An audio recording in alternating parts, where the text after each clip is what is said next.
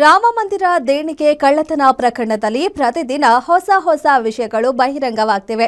ಕಾಣಿಕೆ ಕಳ್ಳತನದಲ್ಲಿ ಟಿನ್ನು ಯಾದವ್ ಪ್ರಮುಖ ಪಾತ್ರಧಾರಿ ಎಂದು ಪೊಲೀಸ್ ವಿಚಾರಣೆಯಲ್ಲಿ ಚಂಪತ್ ರಾಯ್ ಗಂಭೀರ ಆರೋಪ ಮಾಡಿದ್ದಾರೆ. ರಾಮಶಂಕರ್ ಯಾದವ್ ಅಲಿಯಾಸ್ ಟಿನ್ನು ಯಾದವ್ ಕೂಡ ಚಂಪತ್ ರಾಯ್ ಚಾಲಕನಾಗಿದ್ದ. ಇಡೀ ಹಗರಣದ ಹಿಂದಿನ ಪ್ರಮುಖ ವ್ಯಕ್ತಿ ಟಿನ್ನು ಯಾದವ್ ಎಂದು ಚಂಪತ್ ರಾಯ್ ಒಪ್ಪಿಕೊಂಡಿದ್ದಾರೆ.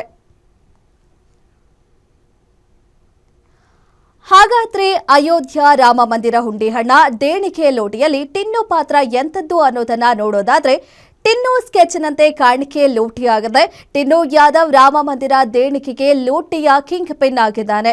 ರಾಮ ಜನ್ಮಭೂಮಿ ತೀರ್ಥಕ್ಷೇತ್ರ ಟ್ರಸ್ಟ್ ಹೆಸರಲ್ಲಿ ನಕಲಿ ವೆಬ್ಸೈಟ್ಗಳು, ನಕಲಿ QR ಕೋಡ್ಗಳು ಮತ್ತು ನಕಲಿ ಬ್ಯಾಂಕ್ ಖಾತೆಗಳನ್ನು ಸೃಷ್ಟಿ ಮಾಡಿದ.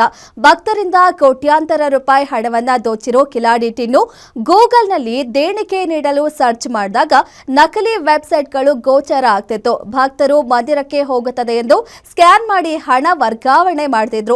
ಈ ಇಡೀ ಸೈಬರ್ ವಂಚನೆ ಜಾಲವನ್ನ ಮುನ್ನಡೆಸುತ್ತಿದ್ದು ಟಿನ್ನು ಯಾದವ್ ಎಂದು ಬಯಲಾಗಿದೆ. ದೇಶದ ವಿವಿಧ ಭಾಗಗಳಲ್ಲಿದ್ದ ಸೈಬರ್ ಅಪರಾಧಿಗಳನ್ನ ಒಗ್ಗೂಡಿಸಿದ್ದ ಈ ಕಿಲಾಡಿ ಅಪರಾಧಿಗಳನ್ನ ಬಳಸಿಕೊಂಡು ಹಣ ವರ್ಗಾವಣೆಗೆ ಸ್ಕೆಚ್ ಹಾಕಿಸಿದ್ದ ಟಿನ್ನು ಯಾದವ್ ವಂಚನೆಯ ಹಣ ಡ್ರಾ ಮಾಡಲು ಬೇರೆ ಬೇರೆ ಜನರ ಹೆಸರಲ್ಲಿ ನಕಲಿ ಆಧಾರ್ ಕಾರ್ಡ್ ಅನ್ನ ಮತ್ತು ಸಿಮ್ ಕಾರ್ಡ್ಗಳನ್ನ ಬಳಸಿ ನಕಲಿ ಬ್ಯಾಂಕ್ ಖಾತೆಗಳನ್ನ ತೆರೆದಿದ್ದ.